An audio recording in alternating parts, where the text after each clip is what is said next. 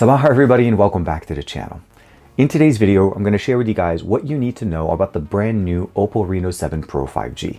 This was announced yesterday, and of course I dropped a quick unboxing video for you guys, but today I'm going to share with you guys some of the unique features and what makes the Reno 7 Pro 5G so unique and compelling for some users. This is TK, let's check out the Reno 7 Pro 5G.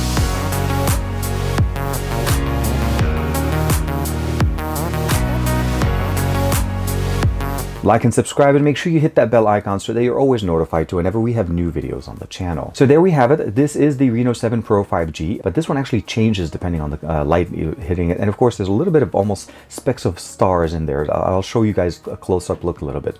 We have a free case that's included in here, which actually makes that ring around the light look even more awesome. And I'll, of course, make sure to check that out for you guys. A 65-watt charger that's included in the box. Now, this one is the UK style, so depending on the model that you're getting, you may get something else. For me, I just use a simple adapter and I'm able to use it. Last but not least, we have a USB-A to USB-C cable to be able to charge and, of course, transfer data from our device to our PC. The box itself is actually very straightforward. We just have the Reno 7 Pro 5G. And the model that I have is the 12 gigabytes 256 storage. There's another model that's going to be basically just 8 256. So keep in mind where you're getting your device. And what I mean essentially, as you can see here, the light actually is pretty bright depending on the lit situation. If it's really dim in the room that you're in, you'll be able to see it across the room. But one thing I'll say this much, even though this light is very, very nice like this, when you add the case to it, this is something that just makes it even better. You can see here how it actually permeates even more because the light goes through the case and it amplifies it. It makes it look even more majestic. The color itself, unfortunately, is non-changeable, but it is configurable, and we'll get a chance to check that out. And it goes all around the camera sensors on the back. And as we mentioned, we have a 50 megapixel primary shooter. That one's going to be 1/1.56 inch, and of course an 8 megapixel ultra wide and 2 megapixel macro lens. So that's going to be the smaller sensor on the top right. On the front, we have a 32 megapixel sensor, front-facing sensor, and that's going to be the IMX709. And the main sensor on the back is the IMX766, actually one of the sensors that Oppo's been using from before. Overall, as far as the backing, no wireless charging, but we do have a 4500 milliampere battery, 65-watt charger, as I showed you guys before, included in the box. This is the color that changes depending on how the light is hitting it, and it even works with the case. That's one of the main benefits of it. So you'll see more tones of orange, sometimes some purple or hues, and of course some of that green. The processor that we have in here is the 1200-Max. This is the Dimensity1200-Max, a custom version of the Dimensity1200. And of course, there's an 8 256 and a 12 256, and the model that I have is the 12. Now, when it comes to the display, we have a 6.55-inch 90Hz display here at a full HD resolution, an in-display fingerprint sensor that actually works pretty good. And one of the really nice options that we have in here is that canvas display. This is something that we usually used to see on OnePlus devices, and now it actually permeated all the way to the Reno side. This is just a portrait image. You hit the fingerprint sensor and it shows it there. But one of the really nice things I like about it is, so if you turn it off, let it actually stay off, and then you can just turn on the power, you see that nice little fade in effect, and it just jumps in directly into the actual image. Now, what I like about this is this will work with anything. As long as you've taken the image it's sitting in your gallery, you're able to customize all of that. And as far as the actual design, this is something unique to the Reno line. You'll notice that it's actually very straight lines, kind of very much of a boxed look, which is a little bit different as opposed to what we've seen before. The display on the front is flat and the back surface is actually flat. We have two volume rockers here on the left side, one of the antenna bands. On the top, dual antenna bands and one of the microphones for the cameras. On the right side, we have a power button that has a slight accent of green into it, which kind of matches somewhat the color that we see here on the back. So, and of course, on the bottom, we have the bottom firing speaker, the one on the microphone, USB-C, and of course, the speaker is married to the top earpiece to give us stereo speakers present here. Now, this is not the only wallpaper that you're able to use on your always-on display. You're able to customize it even with your own unique design. So I'll go ahead and unlock the device. And first and foremost, we are running ColorOS 12, but it is on top of Android 11. So we haven't received Android 12. So color customizations that we've seen on what I've showed you guys on the Find X3 Pro in previous videos are not here yet. But hopefully, once we receive the Android 12 update with ColorOS 12, we'll get some of these benefits. On the left, we have Google Feeds, typical. We are able to basically customize it. There's a few apps added here, and you're able to obviously put them all in like one folder if you want, or uninstall them depending to your preference. I've installed a few of my apps in here. GeekBench, of course, we'll definitely jump into it. As I mentioned to you guys, this is the Dimensity1200-Max. So there's two versions or two power modes that we need to play in here. There's the standard mode, and then there is the performance mode. By default, the phone has the performance mode turned off. You do need to go into the battery settings, and I'll share with you guys where that is. But if you run the benchmark by itself, 822, 2672, but then when you turn on performance mode, it does jump up quite a bit from 822 to 831, and from 2600 to 3245. So you could definitely see the performance of pushing the 1200 Max to its limit does require that option. Now, it does actually activate automatically when you jump into the Game Center or the My Games section, and that's something you're able to customize, and we'll also check that out a little bit in the video. As far as the settings and what we get in here, we have the ability of customizing different options in here. You do have the ability of logging into your Oppo account, Wi-Fi connectivity, mobile network, Bluetooth. It does support 5G, but I would definitely check out, make sure that it is supported in the market that you're in. Connection and sharing, of course, we have NFC, we have standard connectivity. Personalization, what we've seen before, we're able to customize the wallpaper. Always on display can be customized between a standard always on display, which is what we're showing here. You can also create your own emoji, which is Oppo's version of an avatar for us, and I actually did customize my own. Or you can even create your own pattern as I'm showing right here. This is definitely very nice and customizable, and of course very, very unique. Some of the other options available here as far as the actual clocks and of course faces and the emoji, the portrait silhouette that what we were showing before, and of course just analog and digital watches that you're able to use. As far as themes, you're able to actually use themes that you've downloaded or definitely get some from their store, and they have a massive selection you can select from. Icons you can customize between the default, according to material style, pebble, custom, or even install some of your own custom icon packs straight from the Google Play Store. Changing the icon shape can definitely affect the system. I have them right now on the Squirtle, Squirtle 2, but you can definitely customize it between those. And when it comes down to color, this is one of the ones I really like. You can go with either the default options, which is typically what we see here, or you can go in and customize the color that you want, and you can have that permeate throughout the system. So again, more customizations between fingerprint animation. This is typical. You can change it from the different ones since it's an in-display fingerprint sensor. And of course, edge lighting. This is something that we've seen before. Notification light will turn on whenever you have a new notification added in there. And of course, you can also add that to incoming calls directly into your screen, which is definitely nice. Now, that breathing light, the other under breathing light, is what I wanted to share with you guys. That's that light that goes around the sensor in the back. And one of the main benefits here is, you can turn it on, you can turn it off as well, or you can customize when it stays on, as it does consume some battery. Not a lot, but it does consume some of it. When it's also you have the ability of turning on when you're charging, quick blink when incoming calls are coming in, and slowly blink for notifications. And of course, you can add the different apps that support it. I have quite a few apps that I've added in addition, but by default, you have the phone, the messages, WhatsApp, and Messenger automatically turned on. Last but not least is blink for game launches. So that's something whenever you launch the gaming app, it'll automatically turn on. Again, it's just a little bit of RGB customization in there if you want to have that on. Home screen and lock screen, pretty straightforward. You can customize it, the grid size, the home screen size, and of course add shortcuts if you want to. Sound and vibration, or sorry, display and brightness is where you'll be able to customize the dark mode. Again, we know that we have the typical 3 different stages of dark mode: enhanced, medium, or gentle. And of course, you can customize the brightness of the display, video image sharpener, and of course, video color boost. You can turn those on if you'd like to. Eye comfort as well. Screen off, and of course, screen refresh rate by default. It is set to be on standard, and you need to turn it on to high, and that's what activates the 90 Hz refresh rate.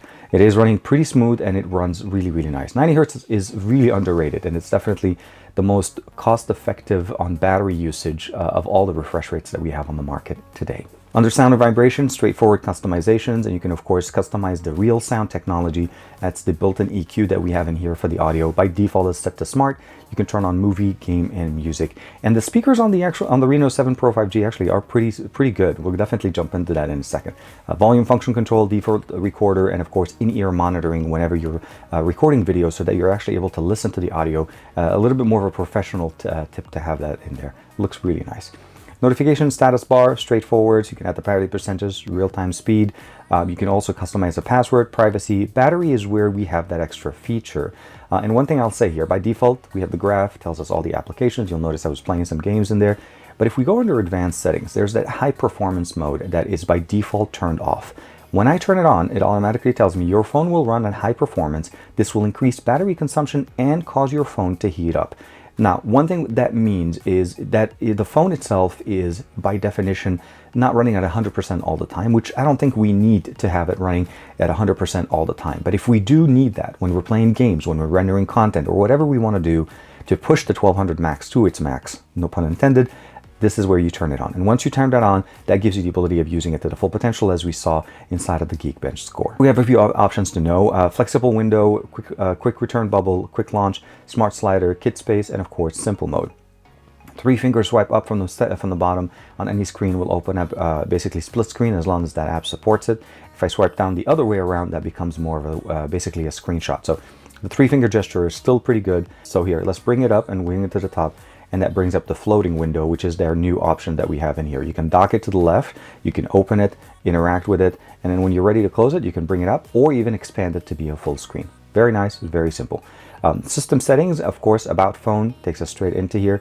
Again, this is the Oppo Reno 7 Pro 5G Global Edition. 1200 Max is the processor. CPH2293 is the model number. Version 12 of ColorOS with Android 11. We still have the ability of expanding RAM, even though we have 12 gigs of RAM here.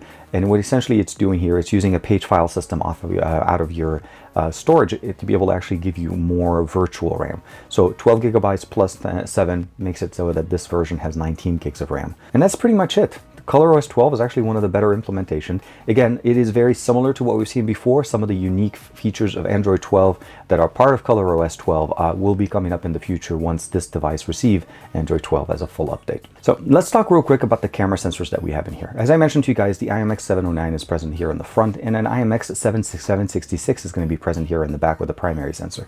One of the things that they have in here is the DOL over HDR, so digital overlap over high dynamic range.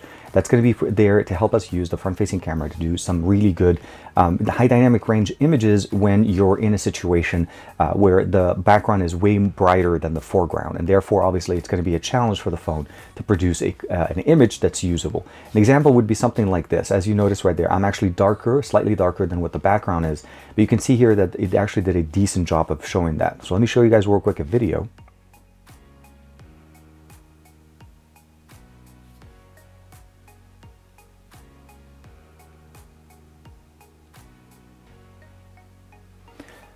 And what I was doing here essentially is to demonstrate for you guys how does this look like when you're using the phone. So let's say I'm standing outside and I want to take a picture. I'll go ahead and start the video real quick. The background is actually absolutely blown out in this preview. And I'll go ahead and take a quick picture with it. And what this happens here is that the image automatically gets processed.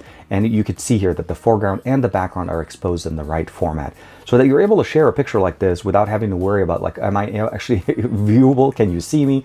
Or is this just basically where I'm really well exposed and the background is just all over the place? So definitely very nice and very good customizations, and we'll talk a little bit more about some of those images. But since we mentioned the camera, why not jump into it right away? First and foremost, we have obviously night mode, video mode, typical. 4K 30 frames per second is going to be the best, since this, again, with the 1200 Max, we're able to obviously go down and have basically ultra steady and be able to turn those on. It does drop the video to 1080p at 60 frames per second max when you do that.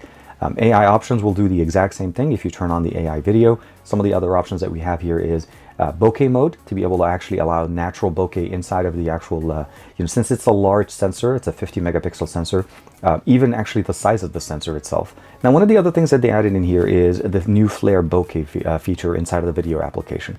Now, you're able to use this with the front-facing or the back-facing sensor. So if I switch over to the front and I go into the portrait, I'm able to also see this feature, and of course, we'll be able to demonstrate it. I'm going to share with you guys real quick a clip here in the office of how the lights behind me that you guys typically see in the intro are showcased here with the bokeh video. But some of the other options, again, that we get in here is just additional filters and things that we can do. So not just bokeh filters, but also functional filters that you're able to use. Photography, as we've seen before, we're able to shoot with standard camera or with the full 50 megapixel sensor, as well as with AI mode. The macro mode does need to go all the way down to the more to be able to access the macro. We have the typical portrait imagery, front-facing, back-facing experience as well. Expert mode, extra HD, panorama, macro, that's going to be that macro sensor. Movie mode, slow-mo, of course, time-lapse, dual view video, and of course sticker, text reader, and slow loop templates. Now, slow loop is, or basically their version of a customized reel or Instagram or even TikTok videos. And what I mean by this is if you jump into that right away, you'll notice that, I'll give it a second to load, there's different options here, preset library or preset selection of slow loop templates that you're able to use. But what I really like about it is if you go further, now they have actually access to an entire almost app store of basically different templates that you're able to actually set up. And what I love about it is, even though, let's say we're going to go ahead and create a video with this, and I think I've already downloaded this one. So what it does essentially, it shows you a preview of what the video is going to look like, and we're going to go ahead and take a quick picture. And at this point, let's go ahead and bring it up. It took the first picture, and I'll go ahead and just let it generate the video. And you'll notice this is how the video is going to showcase. It'll start by playing the music from there, and it'll give us that little image, and then it'll do that little flare on its own. By taking those 2 straight images with Soloop, it made it so easy, and I was able to create that video very quickly. But let's not waste any time. Let me give you a quick sample of the front-facing and the back-facing sensor video from the brand new Reno 7 Pro 5G. Starting off with the main sensor here on the Reno 7 Pro, 1080p means, well, 1080p 30 frames per second is going to be the best that we can shoot on the front-facing camera. Now, in the back, we're able to shoot all the way up to 4K, so 4K 30 frames per second. Keep in mind that we are running the Dimensity 1200, and this is some of the capabilities we're able to do. My hope is in the future generations, or maybe a future update, that we're able to get higher resolution, but this again should be a good example of the front-facing camera. Let's switch over to the main sensor on the back. Now we're using the primary sensor on the back. 4K 30 frames per second is the best that we can do. We are able to do 1080p 60 frames per second, but that's going to be on the 1080p resolution. So for the best resolution as far as image, this is going to be 4K 30 frames per second on the brand new Reno 7 Pro. Now let's jump into the audio sample. I went ahead and put the volume all the way to 100%, and we're going to be playing our favorite song, Alex Scrindo Jumbo by NCS Release. And one of the things I want you to pay attention to is the stereo speaker performance, of course. Jack it up.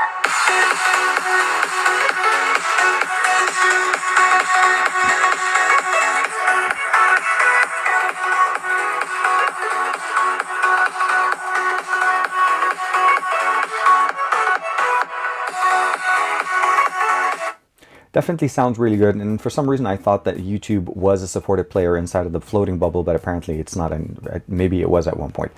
Overall, definitely looks really good. Under the Games tab, this is going to be where you can customize your gaming experience. You can check out different experience information. You can also check out the screen recordings if you've done any of them, so recent ones, and of course the different games that you've recorded. So we're definitely going to jump into that. One thing I will say though, launching the app here straightforward gives you the ability of customizing a couple of things. So the game capture, that's what we saw before, and then game focus option, you can turn that on and off from here. But once you have that, we'll go ahead and start the Pubg game. I'll give it a second to finish. But as it's starting up, you'll notice that we see some information about this, the system from here.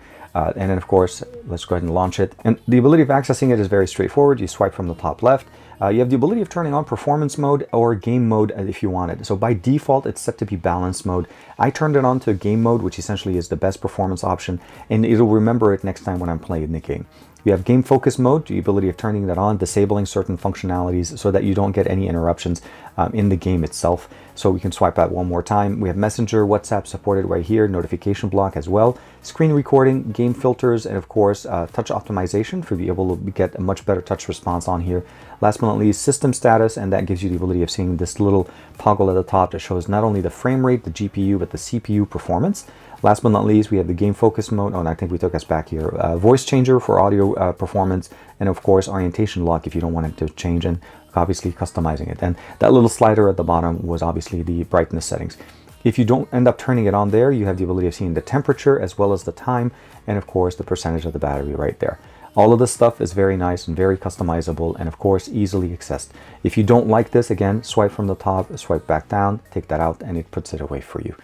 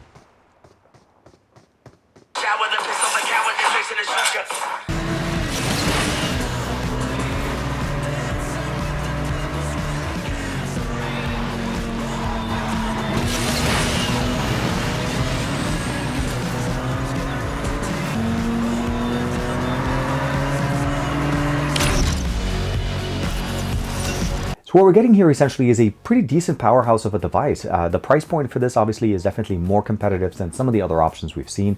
The 50 megapixel sensor on the back is actually a very capable sensor. This is not the first time that Oppo has used it, and of course the images from this, as you're seeing right now, I took it with me to the Descanso Garden, looks absolutely fantastic. The dynamic range, the processing, all of the stuff from out of the sensor actually look really, really good. The front-facing camera experience is also no slouch. Very good processing, especially with the experience where, again, when you have the background that's slightly overexposed or underexposed compared to where you are, the HDR processing is definitely very nice. And I like the fact that they focused on those experiences, adding some new filters. The bokeh effect with the portrait works on both the front and on the back. A lot of good optimizations there. I didn't see 4K 60 frames per second, but that I think is the limitation more of the 1200 Max as opposed to what the device can do. My hope is if you have a chance to pick one of these guys up, make sure to pick up the Star Trail version of it, because this one absolutely looks fantastic. Not only does it change colors whenever you're using it outdoors or whenever it's in direct sunlight, but it also has that nice little sparkle effect on the back. When you have it in a case, the ring around the camera sensors actually looks really good for a notification, and it's literally one of my best or my most favorite features of adding some type of RGB on the back of a phone, especially when you're playing games, because you can actually activate that with the Game Center. So I really think that Oppo did a really good job putting this together and of providing us a very unique experience to the Reno line, as we see typically whenever we see a new version of the Reno line come up. I've used quite a few different versions of the Reno, and this by far is one of the more exciting ones. So I hope you guys are as excited as I am. Let me know in the comments below, what do you think of the brand new Reno 7 Pro 5G? And of course, thank you to Oppo for allowing me to check out this device. I'll see you in the next video.